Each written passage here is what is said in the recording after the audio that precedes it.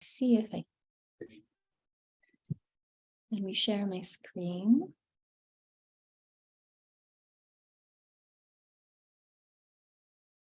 Please let me know if you can see anything. Yes. Thank you so much for attending this panel. So in 1988, Professor Emerita now, Patricia Pfister, put together a groundbreaking exhibition on the subject of Japanese women artists from the 1600s to 1900. It took place at the University of Kansas Museum, and that was her alma mater. And then it traveled to Honolulu Museum of Art. This was the first exhibition dedicated entirely to women artists from Japan in any Euro-American art institution. The next exhibition on such a scale will take place outside of Japan, will open on November 13th of this year, so next week, and it was instigated and initiated by Professor Andrew Maskey of Wayne State University in collaboration with the curatorial team at the Denver Art Museum. Now, what we see here on this slide is a very small detail from a tiny but exquisite painting, which raises a lot of questions for us.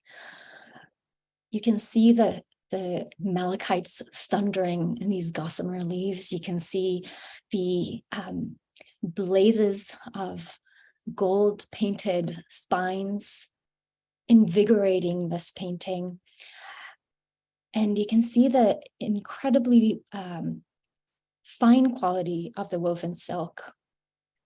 Now, this is a work by Yamamoto Shoto. Now, what we know about Yamamoto Shoto is really not much. We know that she was born in 1756. She died in 1831. That's the Edo period in Japan. She was the wife of a very wealthy scholar. Now, her children, though, they took after her as artists. And significantly, her granddaughter, Yamamoto Soyon, became a very accomplished painter. So what we do know about Yamamoto Shoto is that long after every and any record of her life vanished, her mark endures through this quiet legacy that she leaves and through her brush. She is one of roughly 30 artists from early modern and modern Japan whose absence from our history books, art history books, is by and large due to their gender. And this is the gap that inspired and informs this exhibition. Her brush, Japanese Women Artists from the Fong Johnson collection, is an exploration of how art can be a vehicle for agency, how art can be a form of taking up space as a woman in a patriarchy, how these artists, through art, inscribed themselves into our present. These works will be on view for the very first time, and some of them capture the artist's force, fearless tenacity, like this calligraphy by Munasa Myodo. She was a Buddhist nun who was involved in a terrible car accident that left her paralyzed on the right side, but she still had something to say. So she taught herself how to use her left hand, and it was with her left non-dominant hand that she created these crushing waves in the pines, Shoto.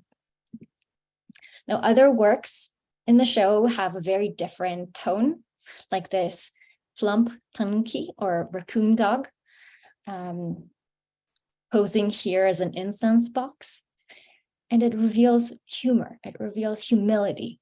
It reminds us that its maker, the incredibly famous Buddhist nun artist, Otagaki Nengetsu, was really not that fussed about her stardom and her raving fame.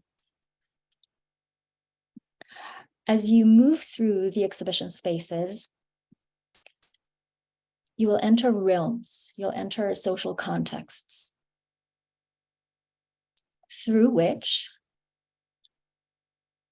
and by which these artists carved their pathways to art.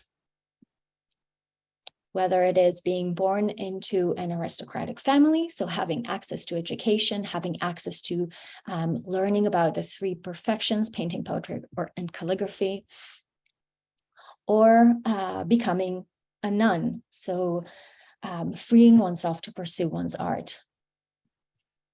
These artists, through shadowing through these various realms, in effect shattered through the glass ceiling. Now, these are not categories or types of artists, and this is very important for us to convey. These sections are organized as contexts, backdrops, circumstances which these artists navigated, leveraged, and surmounted in their artistic pursuits. In other words, the exhibition sheds light on the individual and her journey within and through these realms. And these questions that we explore about art as a vehicle, as identity construction, leaving one's mark, these are questions that are universal and they apply to each and every one of us. Now, the show opens next week in the Stanton Gallery of the Martin Building at the Denver Art Museum, and it runs through May 2023. What I wanted to point out are two important occasions. One is an academic symposium to take place in on February 25, 2023, which will include, amongst other very important speakers, Professor Marcia Yunemoto right now on our Zoom, and one of the organizers of this wonderful panel, and Patricia Pfister, Professor Emerita Patricia Pfister. The other occasion that I really wanted to point out is the visiting artist Kawao Tomoko will give a presentation, a performance of her calligraphy on March 21st, 2023. And this will be open to the public. And she has also contributed to the gallery calligraphy. So all the calligraphy within the gallery spaces have been done by this really shooting star of an artist. So thank you so much. And I hope to see all of you in the galleries. Thank you.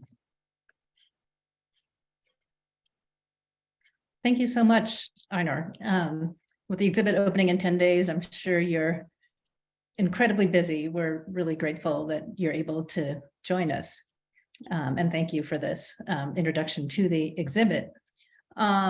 Before we turn to our two panelists, I'm going to make just a few remarks that I hope will connect the talks you're about to hear to what you'll see in the exhibit in Denver, and also to give some broader historical context for the artists and artworks that Dr. Su and Dr. Graham will speak about.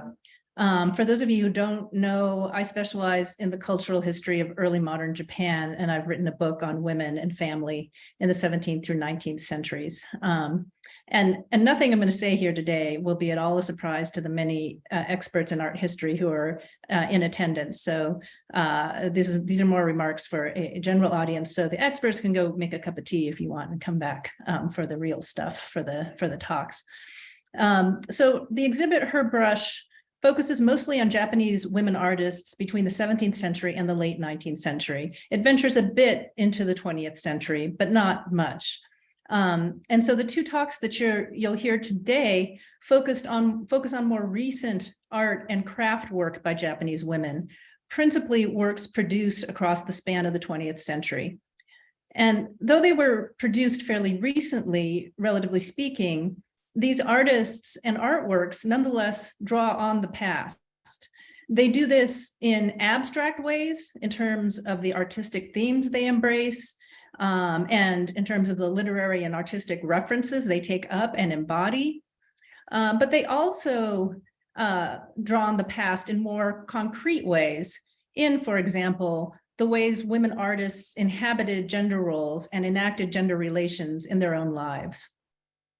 Both of the talks today toggle, and the exhibit as well, toggle between past and present and do a great job of complicating standard concepts of the woman artist, of women's roles, quote unquote, and of femininity, quote unquote.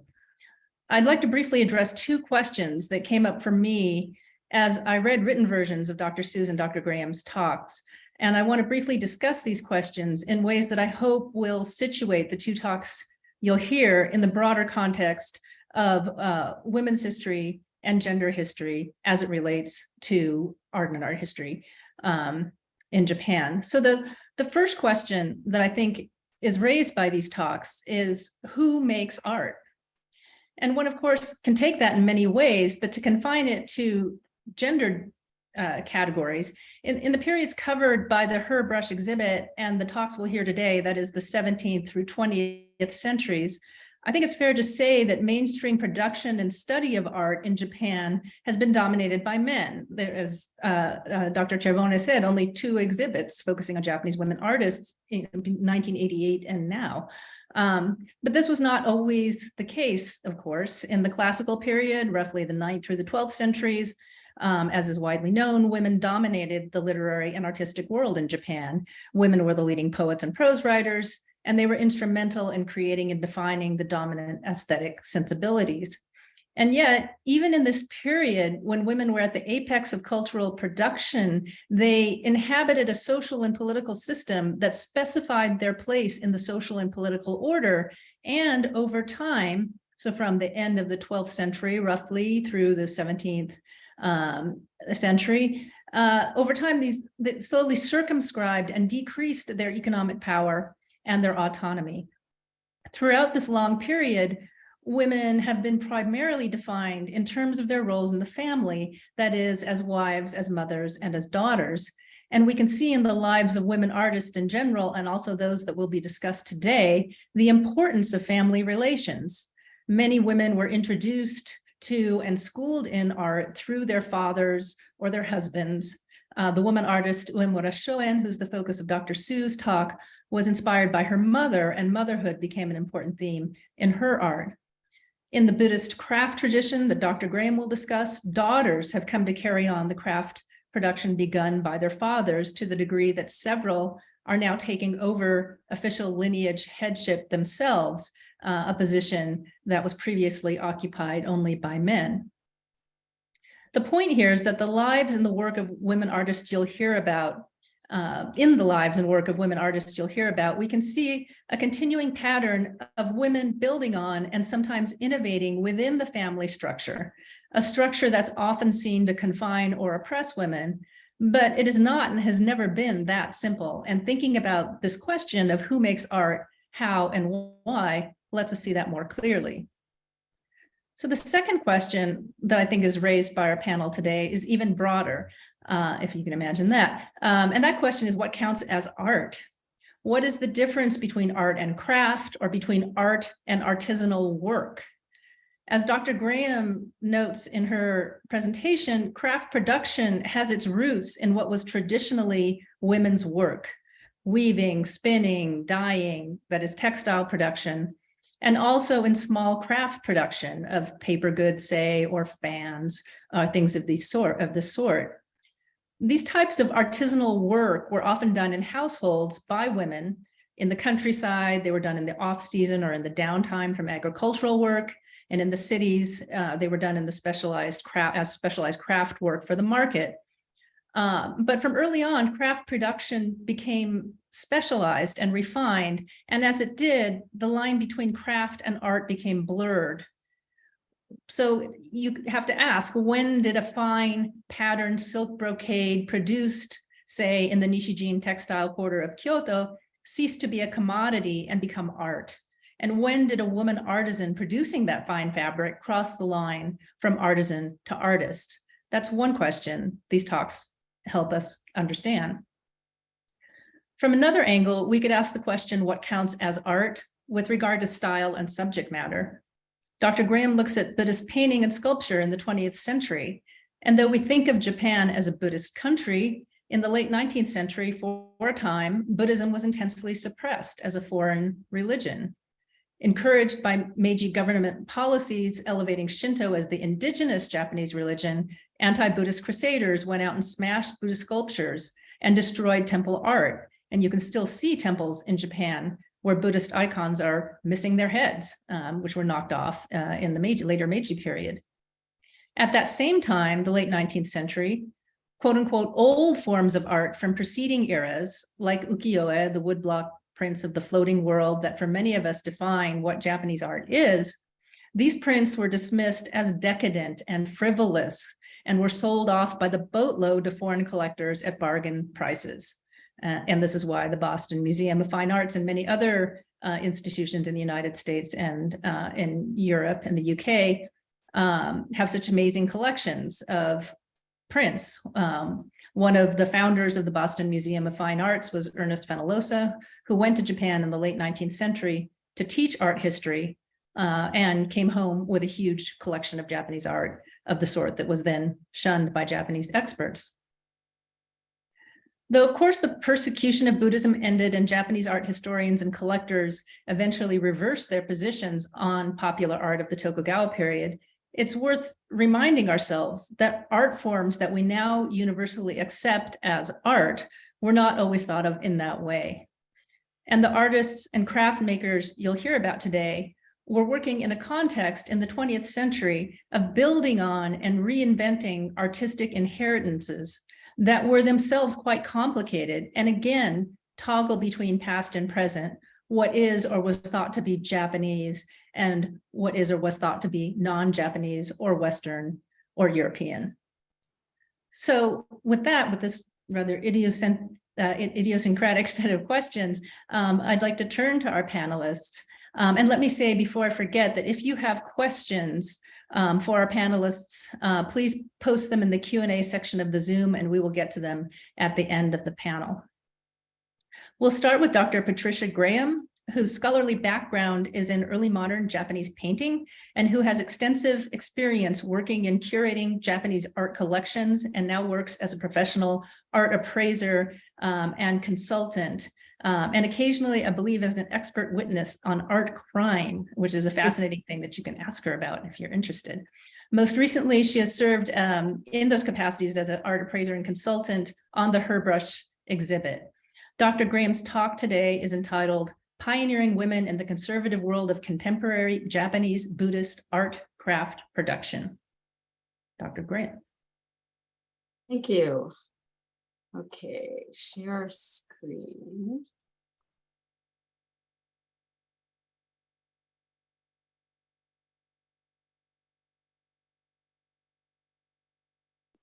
Okay, well, thank you for allowing me to participate in this program. It's been a pleasure working with Einar on this project.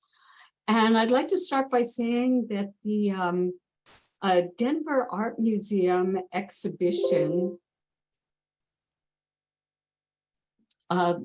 largely features women painters and calligraphers. Only one, Otagaki Dengetsu, also worked in ceramics, although her ceramics prominently featured her calligraphy.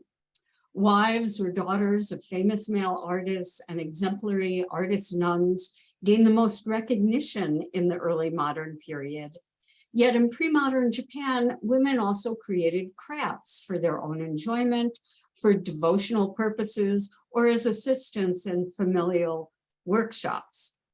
Certain crafts, though, were dominated by women, particularly those requiring manual dexterity rather than strength, such as the textile industry, spinning, weaving, dyeing, and folding fan production. Skipping to the late 20th century, the names of many Japanese women artists and designers are well known internationally, especially those working in more avant-garde, internationally appreciated styles. There are also a number of craftsmakers in Japan today who are women. And this is largely possible because they get their formative training at art universities, not through traditional apprentice systems, which do still exist.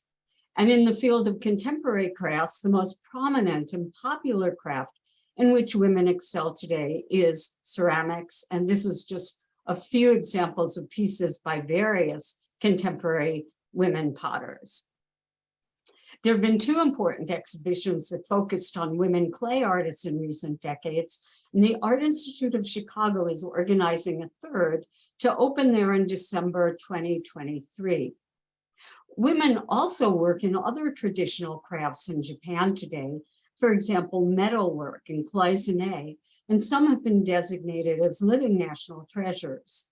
But still, for the most conservative craft media, the presence of women makers is rare.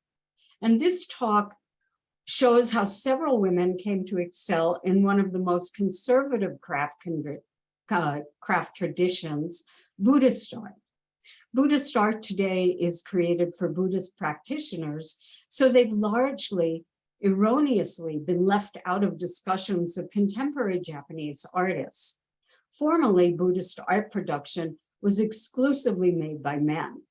And these women's abilities to achieve success hints at monumental changes to recent Japanese society. They're not only helping to keep these traditional craft techniques alive, but they're also helping to sustain interest in the religion itself. Buddhist arts include painting and sculpture and a wide variety of smaller decorative objects intended for private or public ritual use or for decorating temple buildings. The artists I'm introducing today specialize in the production of Buddhist painting using techniques of kirikane, which is luminous, minute patterns made of thin sheets of cut gold leaf, often applied in conjunction with mineral colors. It was traditionally applied in conjunction with mineral colors on paintings or sculpture and other ritual objects. The artists I'm introducing specialize in the production of painting that was techniques of cut gold leaf, which originated in ancient Greece and entered China along the Silk Route and then eventually came to Japan, first applied on paintings and sculpture in the 17th century. It reached its height in the 12th century, although knowledge of kirikane production processes have never completely died out. By the 15th century, the quality of the workmanship had declined. These women, Eri Sayoko, Nakamura Keiboku, and sisters Matsuhisa Kaya and Kayu and Maya are exemplary because the production of Buddhist arts was in pre-modern Japan and until quite recently dominated by men. Matsuhisa Kayu and Maya belong to an important Kyoto atelier now in its 4th generation, which is headed by Kayu, who's a sculptor. Her eldest sister Maya is, like Eri and Nakamura, a specialist in kirikane.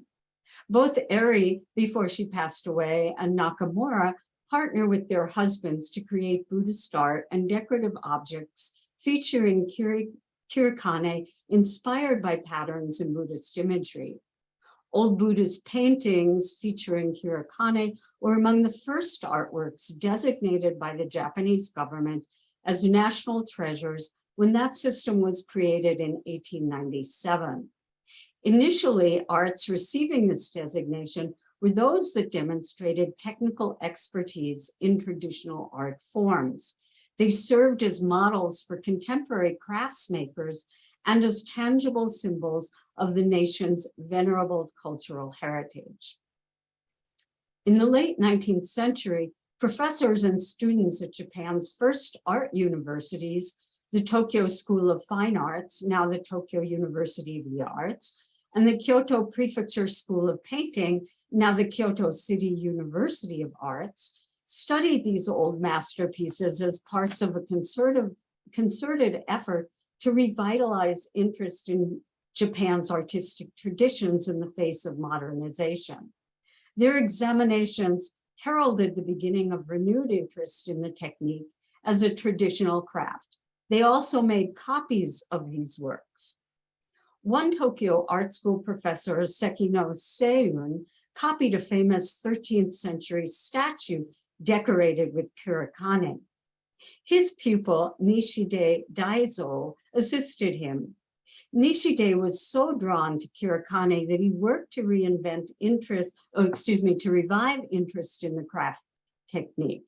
He was the second person to be awarded the title of Living National Treasure for this art form in 1985. The first person so honored, Saida. I'm sorry to interrupt you. I'm sorry to interrupt you, but there's a request to put your slides on full screen so they're a little bigger. Can you click the full screen button? Oh, I'm so sorry. Like that? Is that better? No, I'm still seeing only the. Show thumbnail. I don't see any other. I think you can go to slideshow.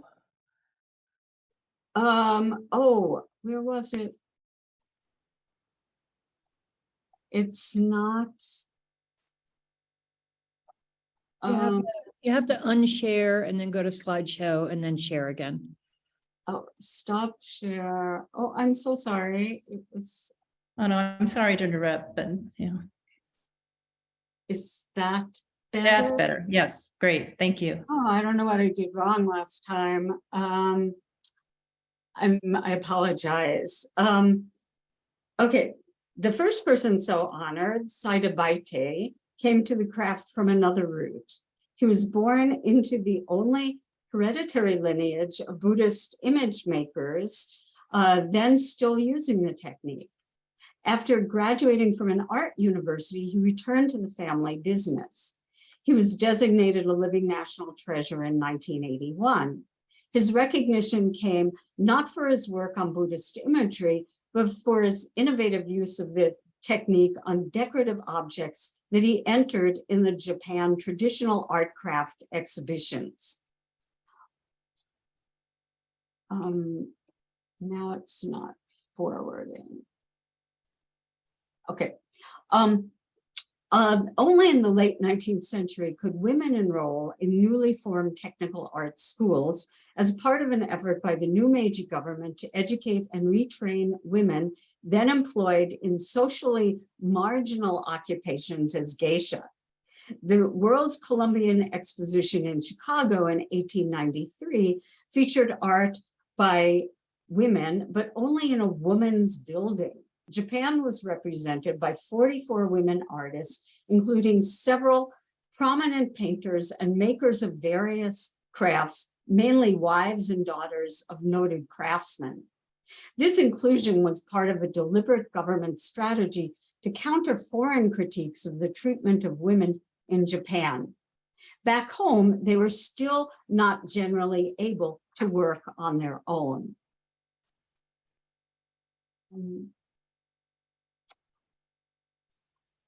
Contemporaneous with Saida and Nishide, Buddhist artists independently, wait, this one, I think you're seeing the wrong slide. Okay. Now I'm confused. Why is this not forwarding? Do you see the slide on Matsuhisa Soden? No, where's, oh, There it there we is. go. There we go. Okay, Yeah. sorry. I don't know what happened.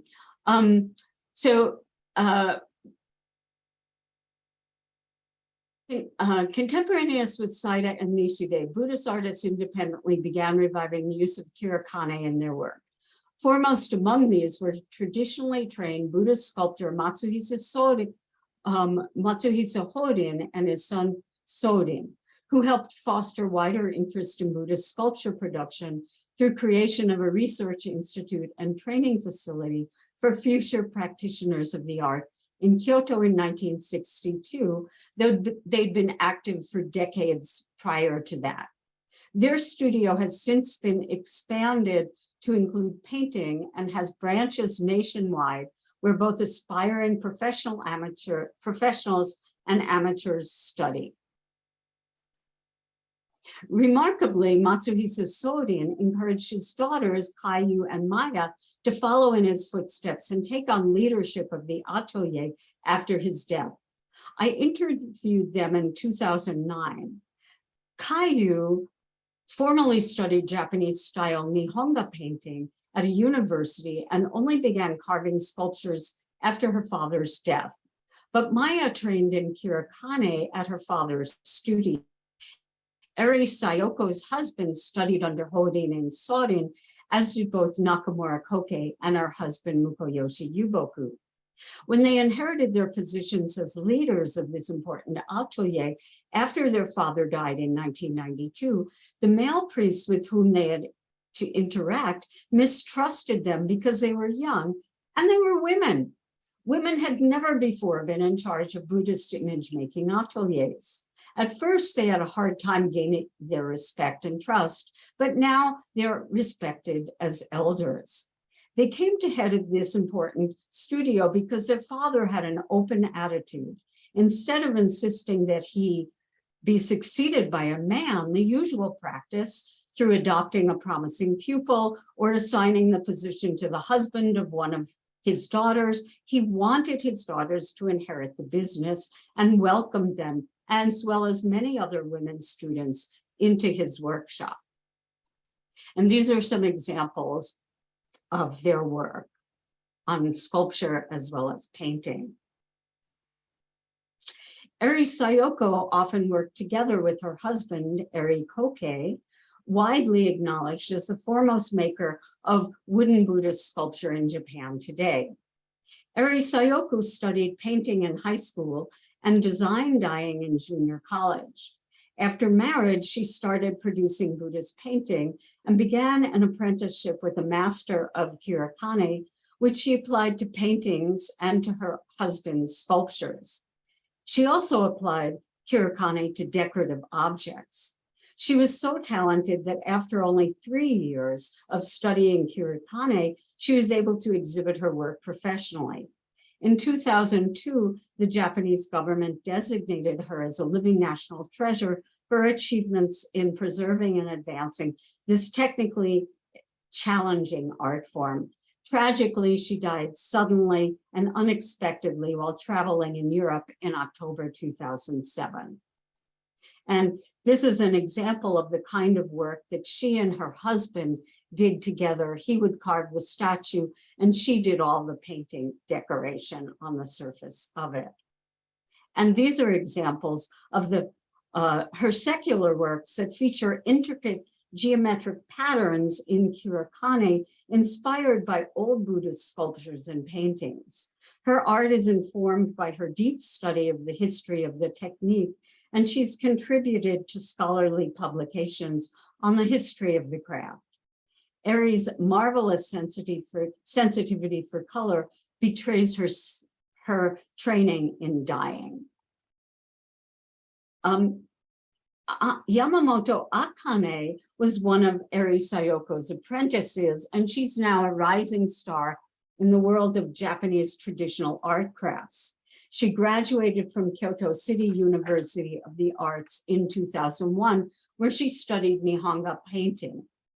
Yamamoto specializes in applying Kirakane to fused pressed glass, which is an ancient Greek technique, and she's one of the few Japanese to do so. She's more concerned with the art form as a traditional Japanese craft than its association with Buddhism, perhaps reflecting the spirit of many of Japan's younger generation.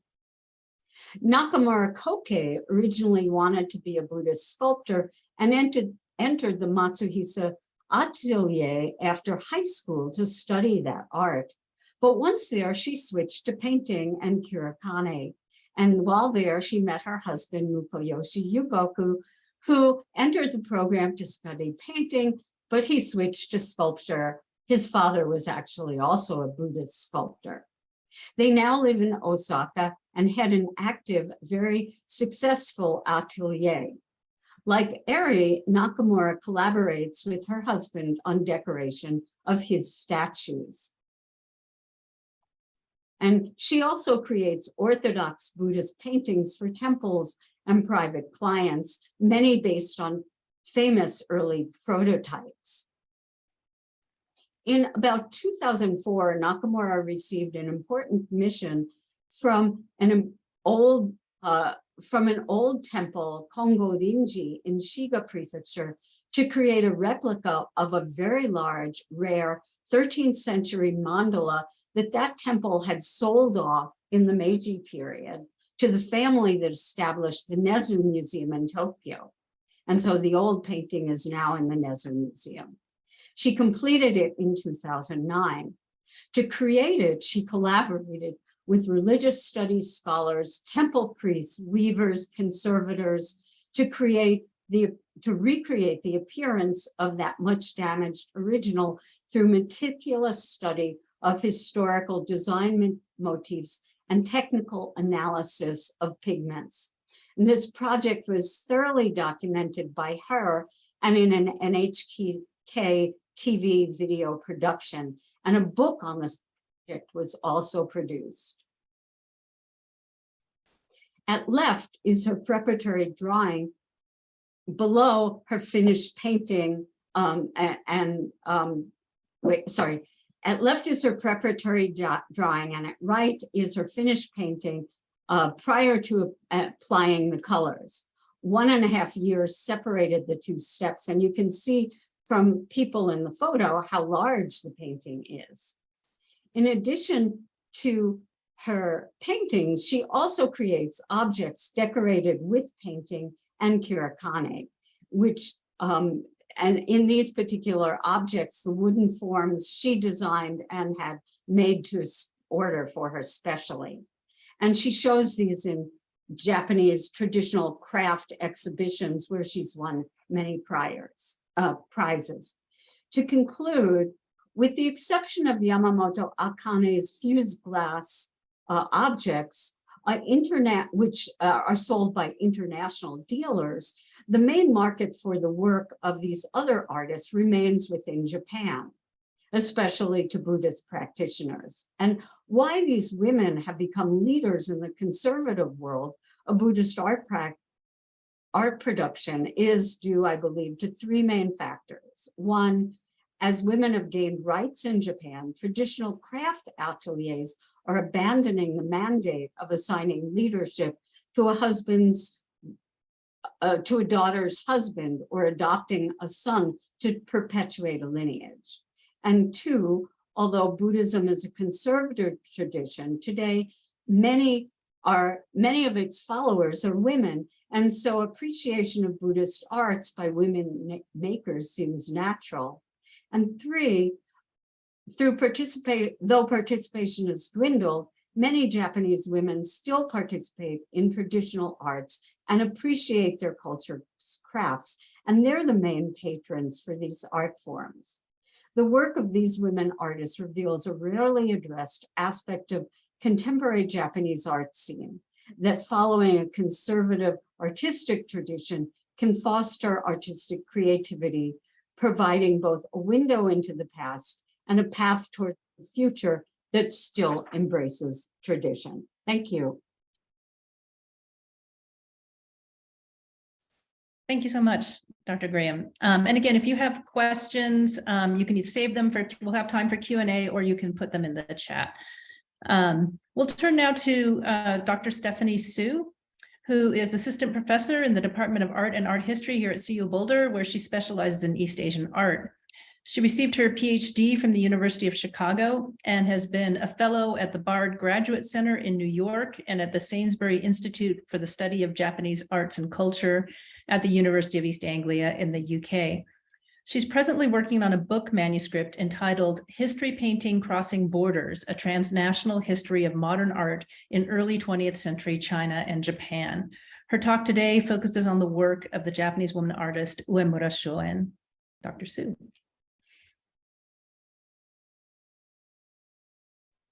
Thanks, Marcia, for your introduction, and thanks, Anwar and Pat. Fascinating talk.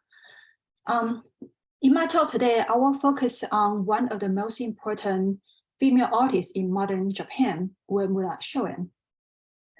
Uemura Shoen, she's famous for being a Bijinga artist. By Bijinga, it literally just means pictures of beautiful women. Shoen likes to depict women in a variety of settings and emotions and contexts. Throughout her lifetime, Shoen also won a lot of awards. And in 1948, she was awarded the Medal of Culture from the Japanese government, making her the first female woman to win such an honor. In my talk, instead of giving an overview of her entire work, I'll focus on one work she created in 1922, titled Yokihi, to show how she renewed the genre of Bijinga. Before I delve into an in-depth discussion of her work, I'd like to give you a little bit background of her. Shoen was born in 1875, and her father passed away 2 months before her birth. So she grew up with her mother and sister in Kyoto. She was very close to her mother, whom she thought was a great and inspiring model for her. Later on, Shoen also became a single mother, raising a son by herself. Therefore, one of the most important things in her works is the relationship between mother and child.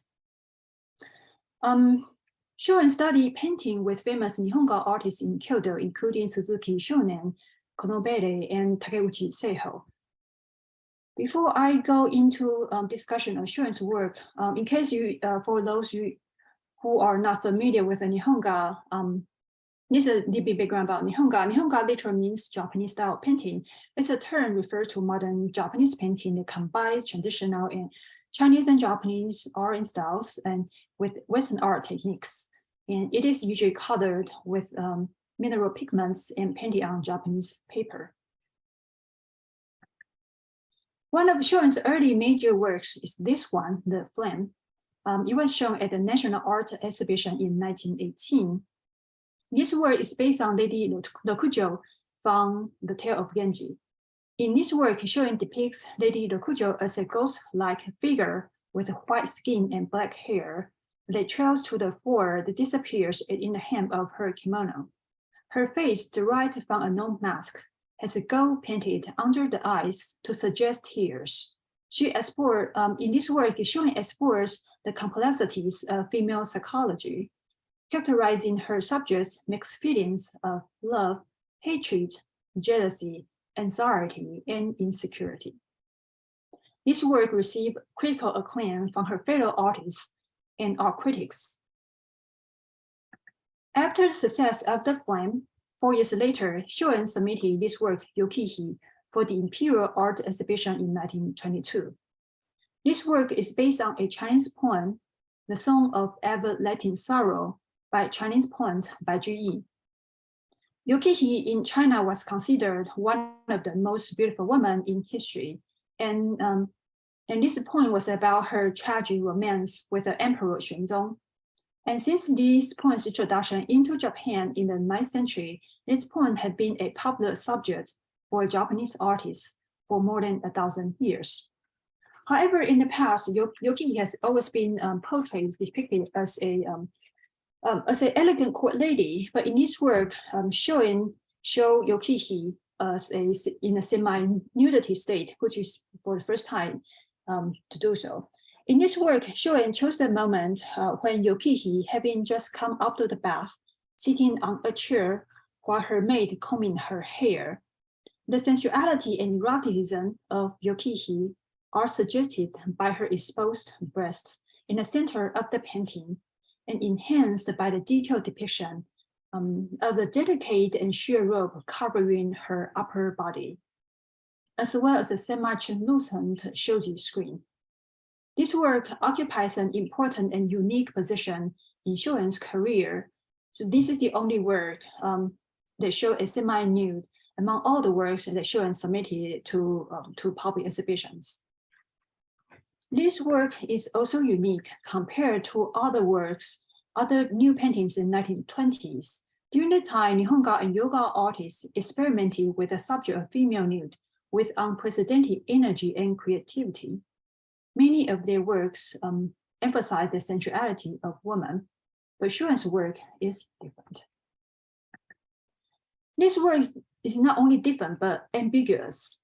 When it was shown at the exhibition, some critics noticed the seductive power of Yokihi's body, especially her breast. Meanwhile, some criticized Yokihi's lack of emotions in this work. So on the one hand, it looks erotic and seductive, but on the other hand, Yokihi in this painting also doesn't look like a real woman.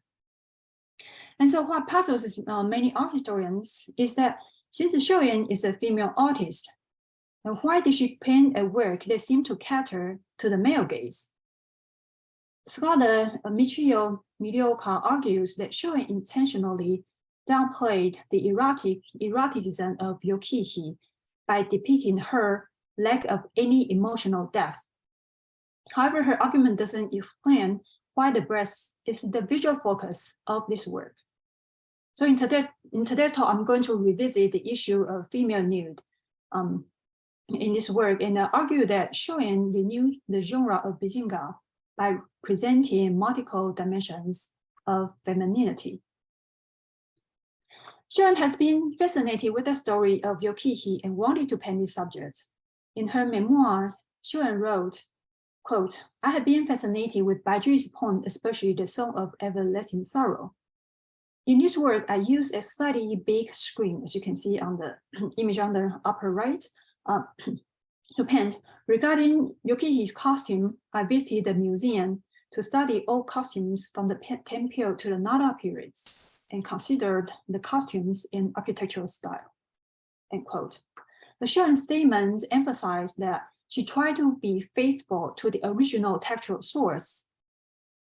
And this scene was especially important in the original text because it symbolized a moment when the emperor fell in love with Yokihi.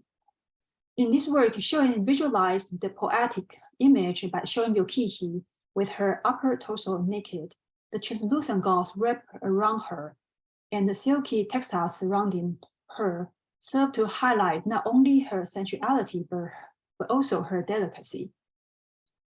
Shuen's emphasis on Yokihi's sensuality, in fact, took the direction of Yokihi took the depiction of Yokihi in a new direction, differing from that of preceding representations.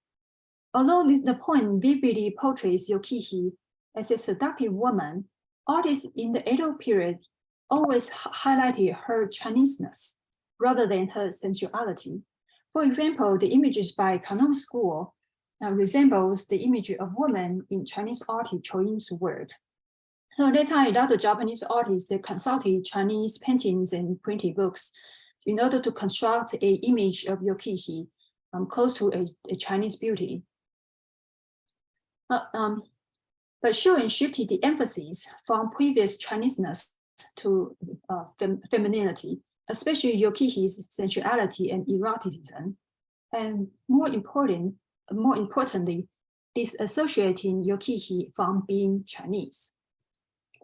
Instead of consulting Chinese sources, Shuen adopted the pictorial convention of the genre Bijinga from the Edo period, such as Kitagawa Utamaro's prints, to depict Yokihi.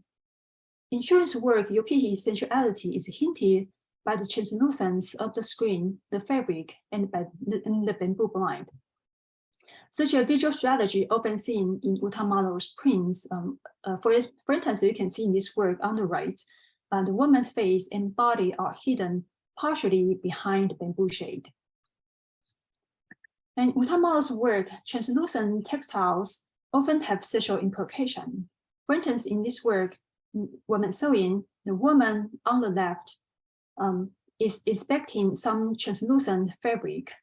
Through her gaze, the viewer sees another woman in the center whose chest is exposed, and yet another woman on the right who casually sits up in a way that reveals her bare legs in underwear. A little bit about the background about Bijinga. So Utamoto's Bijinga was developed from the pictorial convention in the genre of Bijinga. Prior to the modern period, the idea of beauty is constructed through 3 elements: costume, makeup, and posture. This idea is very different from European art, which usually emphasizes the body and also the individuality. And as you can see in the image on the left, the contour of the body is concealed in exquisite garments, and which was further enhanced by certain poses. In Utamoto's prints, as you can see on the right, he turned this ordinary day life scene into a fantasy full of sexual implications. Different from the previous conventions in the tradition of Bijinga, Shuen created at least 4 layers of blocking devices. So the viewer's gaze wanders between seeing through and being blocked off by these devices. These 4 layers of space include, first, the real space between the sliding door and the viewer, and second, the interior space between the sliding door and the bamboo shade. Third, the space between the bamboo shade and the veranda. And fourth, the garden beyond the veranda. Such a level of spatial complexity is never seen before in Bijinga. It shows Shuen's superb skills. The intricately layered space engulfs the female body in a space of secrecy, not directly available to anyone else outside. And after all, she exclusively belongs to the emperor. It's very obvious from early on that Shuen wanted to emphasize breast, as you can see in her sketch on the right. She quickly make a drawing of the body and clothes, but she carefully drew the breasts and even covered them. And prior to this work, the only precedent in her work showing a female nude was a small painting that she completed in 1890. A comparison of these 2 works shows some similarities. In many ways, this work, Beauty After Bath, followed the pictorial convention in Bijinga, such as using luxurious textiles and accessories to suggest the beauty of the woman. But Shuen depicted this woman in nudity, although her body is partially blocked by the door on the left. Shuen also skillfully hides the lower part of her body with this specific pose. We can see similar strategies in 1922 work Yokihi.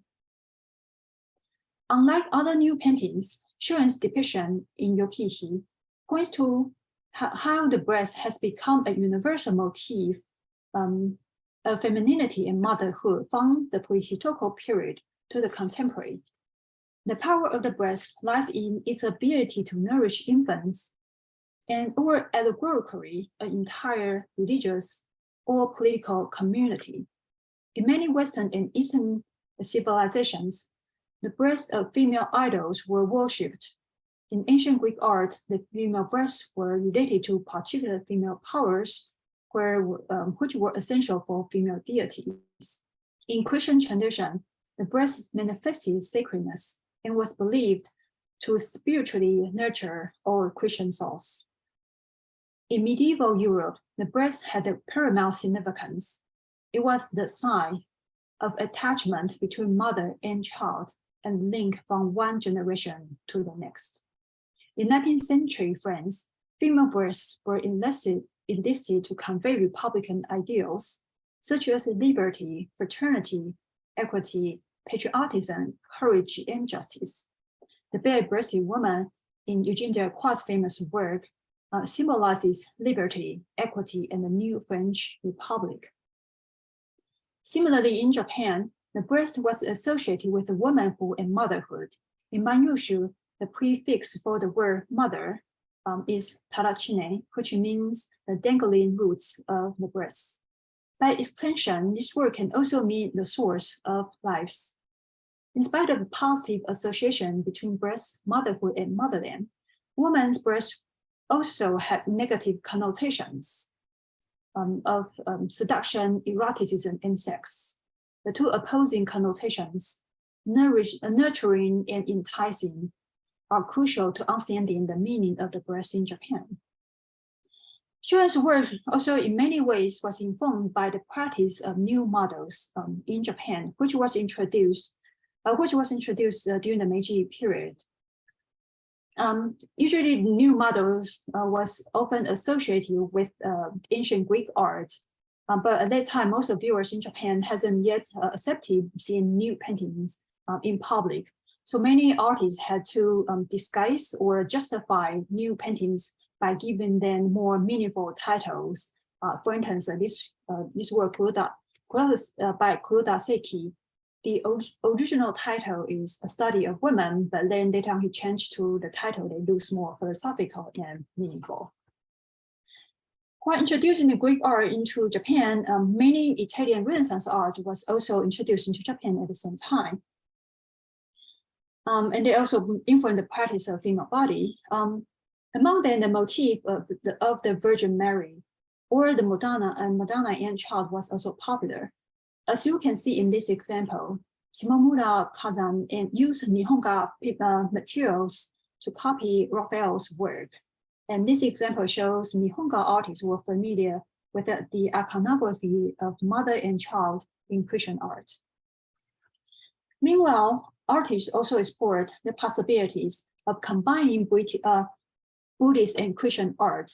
Kanon Hogai's canonical work, Compassion and Mother Kanon, was a famous example. It alluded to the mutual theme of mother and child in Christianity and Buddhism, a suitable subject to make Nihonga more accessible for viewers in Japan and in Europe. This trend continued. In 1922, the same year, Shoen showed her work. Another Nihonga artist, Domoto Insho, exhibited a work depicting Kanon breastfeeding a child. The subject is from Buddhism, but the iconography evoked Christian art. In this work, the breast also occupied a central position, symbolizing the source of life for the next generation. But from this perspective, it's also important for us to consider the religious connotation of Shoen's work. Although this subject itself is not a religious subject, but its reference to Buddhism is evident. Yokihi's face resembles the 8th century image of Kichijoten, a Yakushiji temple in Kyoto. And actually, on one of the sketches for this painting, Shoen wrote about her intention of reviewing the iconography of Yokihi with Buddhist art. Quote, rather than depicting the beautiful face of Yokihi, I'm thinking about focusing on her characteristics. To depict her semi-nude state, I consulted ancient Buddhist paintings and statues and referencing Kanon and Kichijoten. According to art historian Masui Atsuko, Shoen's affinity with Buddhism likely came from her mother, who was a devoted Buddhist. After her success at Bunten in 1918, Shoen was not sure what to paint next. In Shoen's distress, her mother often went to pray in nearby Buddhist temples. Masui's hypothesis is reasonable, and I agree with her, but I will also argue that the reason why Shoen sought inspiration from Buddhist art was probably a convergence of multiple factors, including her relationship with her mother, her earlier artistic training, and the local belief in worshiping Yokihi as a bodhisattva, and her ambition to renew Izinga. During this time between 1918 and 1922, Shoen created 2 paintings on Buddhist subjects. One is this one, Kanon. As you can see, the posture of Kanon pretty similar to the other work, Yokihi. Another work is this one, The Heavenly Maiden, in 1918. In this work, it shows a group of heavenly maidens flying in a zigzag pattern on the top. This work is pretty similar to Shoen's mentor's work, Takeuchi Seiho's work, Heavenly Maiden. Takeuchi Seiho's sketch for this work shows that he created the bodies of the heavenly maidens based on real female bodies in various poses. Likewise, Shoen also used female model to depict Yokihi. However, there's a conceptual difference between Seiho's work and Shoen's work Yokihi. Seiho replaced the heavenly maiden's body with the real woman's body. In contrast, Shoen evoked divinity in a real woman in history, like Yokihi. Shoen's association between Yokihi and Buddhism might be related to the local belief at Senyuji Temple in Kyoto. There it housed a 13th century Yokihi Kano. This Buddhist statue was made in China and brought to Japan by a monk. You can see this Buddhist statue, it has a widow on the hand. And because Yokihi's last name means widow, Japanese people associate this bodhisattva with her and started to call it as Yokihi Kano. Today, Yokihi has become a protector and guardian for women in Japan who pray to her for love, marriage, and childbirth. So in conclusion, today my talk explores how Shoen renewed the genre of Bijinga by emphasizing multiple dimensions of femininity beyond physical beauty. The central position of the breast suggests a close relationship between femininity and motherhood. The emphasis on the divinity of the female body set Shoen's work apart from the pictorial convention of Bijinga and other contemporary paintings. At this time, female nude became a popular subject among both female and male artists. However, Shoen distanced herself from other artists by emphasizing the sacred femininity. The full breast evokes a woman's nurturing power for children and also for the nation.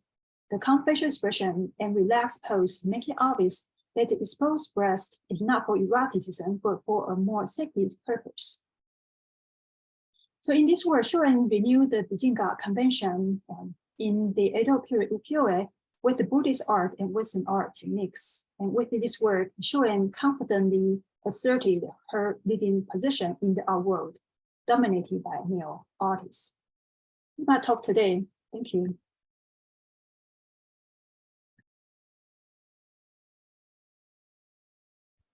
Thank you so much, Dr. Su.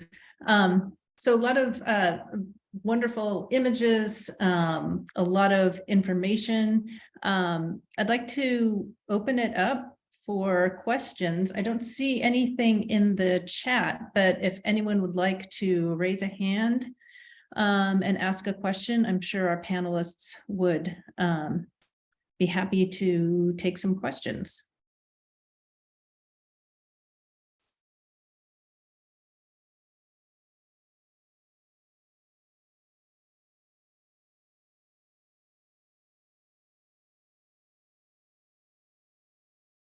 Here we have one question in the chat from Diana Young.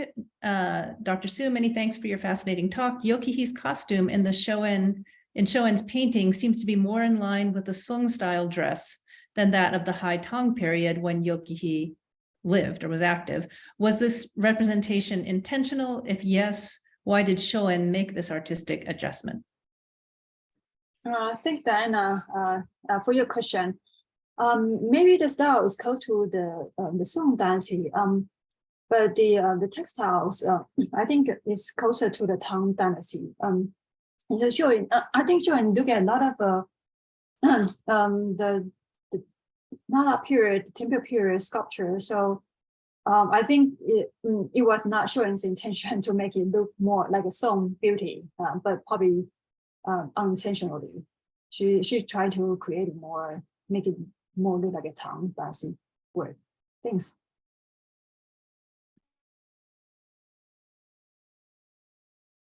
Other questions? Again, please raise your hand, put them in the chat.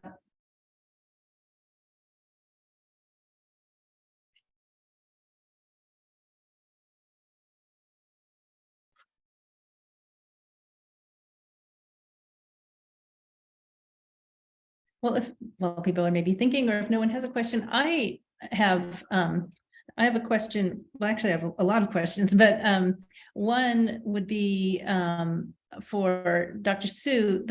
You spoke a lot about the introduction of the nude female body in the not just the work of Uemura Shoin, but the work of other artists as well. And could you speak a little bit more about how sort of revolutionary this change was? Because it's always been fascinating to me that the naked body, either male or female, before the modern period, and it is not recognized in art or literature as a beautiful thing at all. It's kind of repellent and disgusting. Like, people don't want to see it. The civilized body is a clothed body, right? Covered in many layers of clothing. Even in pornography, the people are mostly clothed, and only the important parts are revealed. So it really is a huge change to start seeing the naked body represented in art. What can we attribute that change to in this period? Thanks, Marcia, for your question. Indeed, yes, the new painting was a revolutionary at that time. So a lot of artists trying to justify the importance of new painting mainly from two reasons. First, because a lot of at that time, one of the most important genre, like history painting or love stories, you need to depict human body correctly, and practicing female nude is the fundamental way to draw a body correctly. So it advocates the fundamental reason for depicting body correctly. So you have to do that. It's like artists without basic training, you cannot do something more advanced. That's one reason. Another reason is to associate nude with Western civilization. So in the past, civilized body is clothed body. In the modern period, they completely flip the logic. A naked body is also a civilized body because of Greek art, and look at the Western civilizations, they all have new paintings. And if you go to visit Europe, new sculptures are everywhere. So Japan also need to join that. So they're trying to argue that those people who see new painting as erotic, something too seductive, then they feel you are not seeing it correctly. You don't have an aesthetic mind. You don't have a civilized mind. So also trying to justify the aesthetic purpose of having a nude. But indeed, it took a long time. Even you can see, even during the Taisho period in the 1920s, even though they show nude, there's still not that many works, especially among Nihonga artists. Many of them trying to show half, trying not to show all. Actually, many of them should only expose half. I think this is probably another reason why Shoin trying to be more decent, not to show entire nude. Thank you. So there's another question that is sort of pulling on the same theme. The question is, do you note for Dr. Su, do you know of any other contemporary female artists to Shoin who painted female nudes? Yes, I do. Yes, yes. So I prepared imagery for this question. So I'm gonna quickly show you another work by a female artist. Let's see here. So another female artist, this Shima Seien. This is her work. But the focus of the female nude is different from Shoin's work. During this period, the Taisho period, actually a lot of artists, they like to depict female nude with dramatic emotions. And Shima Seien, in this work, the focus of her work, even though the woman didn't show much, but you can see from the mask there, she also wants to emphasize some dramatic, some theatrical aspect of the female body. So there are other female artists, but not that many. Not that many to depict female nude. I see another question by Edison.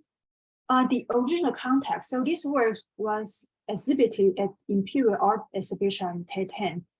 So at that time, he also created two different responses. Like I summarized earlier, one response showed among the art critics to see that you can see it's very seductive. You can see, especially you can see the breast in the center of the painting. And there are other art critics saying that Yokihi in this work doesn't look like a real woman at all. She looks more like a doll. So you have this kind of polarizing reactions to this work.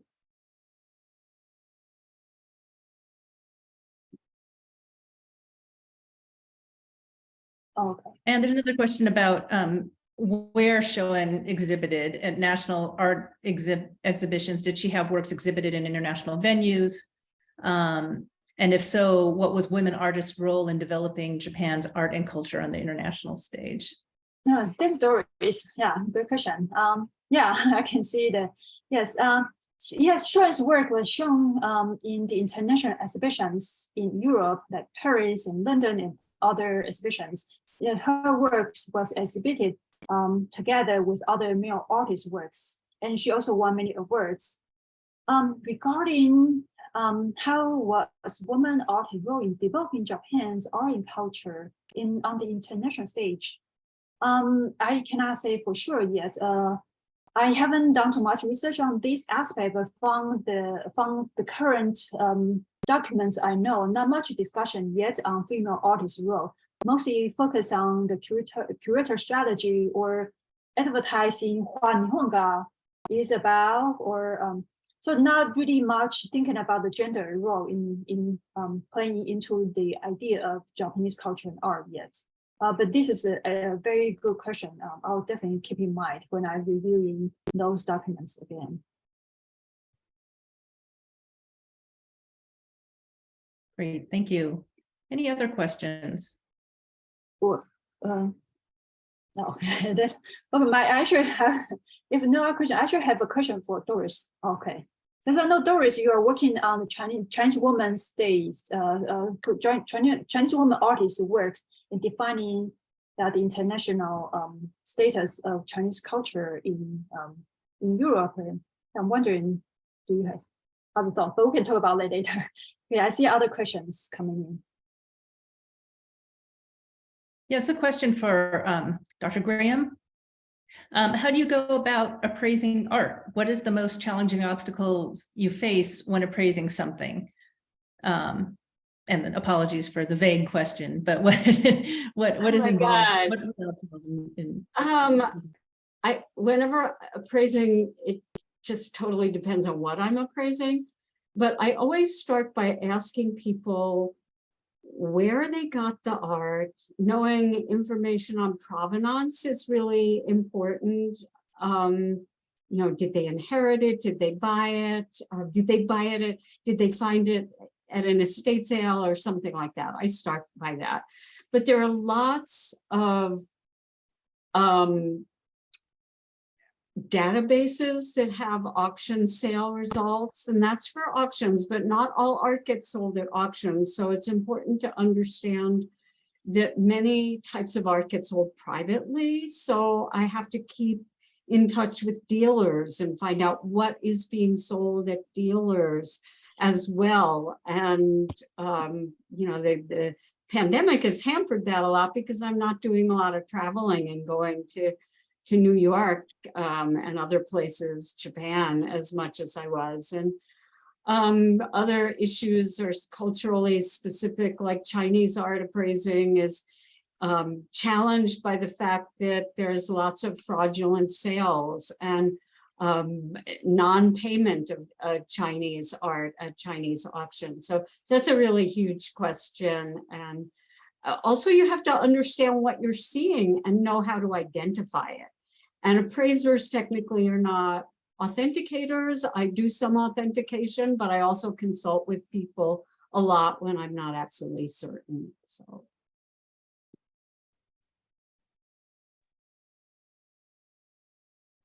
And a follow-up on that, what do you do if you find out a work is a copy or a fake? Well, I have to tell them. It's important to be honest and to explain. My appraisals, or I don't always do a formal appraisal. I start with what I call a preliminary assessment because not all people who contact me for appraisals need a formal written appraisal. So I educate them. And I think education is really, really important. And I show them how I arrived at my decision. And looking at the chat box, I see another question that I can probably answer. Are Japanese women making traditional and contemporary art crafts considered artists or artisans, or are the lines still blurred? And if you don't mind, I'll tackle that one. But I think that it depends. In Japan, you know, we have these notions, as you said in the beginning, Marcia, about what is the difference between craft and fine art. And in Japan, the lines are definitely blurred because there are high prices paid and very high regard for artists who, if they had been Western artists working in the Western tradition, they might be considered crafts makers. But in Japan, you don't have that distinction so much. So the one issue with Japan is that when people show their art in order to gain recognition, they show it at juried exhibitions, and the exhibitions are very specific to the type of art that is being shown. So there might be, you know, the traditional craft exhibitions, and then they have separate divisions for different types of crafts. And even Buddhist art today that's made, sculpture, is considered an art craft. So Japan early in the 20th century created that category of crafts to recognize that crafts are also fine arts.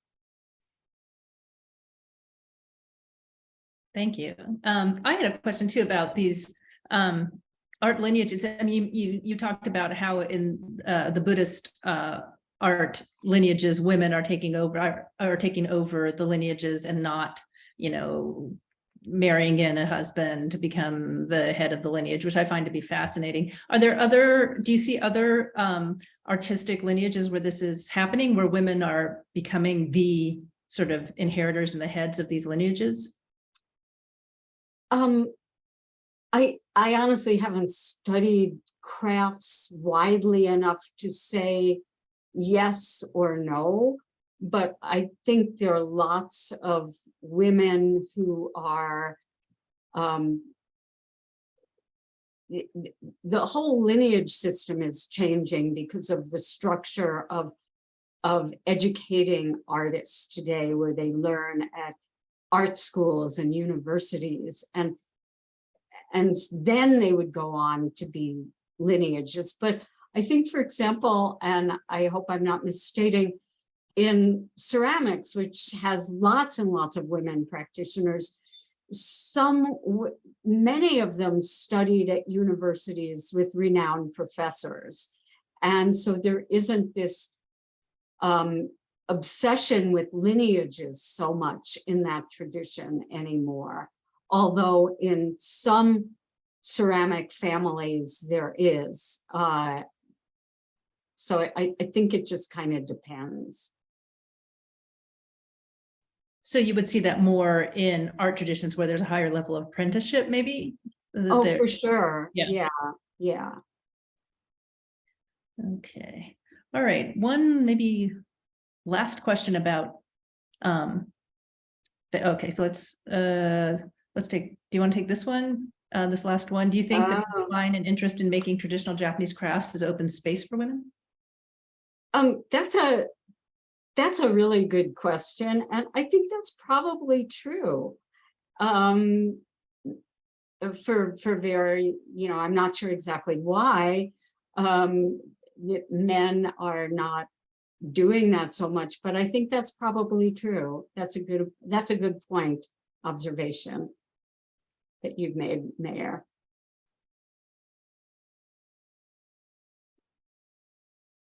Okay. Any other questions? Well, thank you all so much for coming to our panel and for such good questions and hanging in there on a increasingly gloomy afternoon. Again, thanks to our panelists, thanks to our co-organizers in the Center for Asian Studies and the Department of History. And please do keep an eye on the Center for Asian Studies events and programming, and we hope to see you at events later in the year. All right. Thank you. Thanks so Bye. much, everybody. Bye. Bye. Thank you. Nice to see everybody.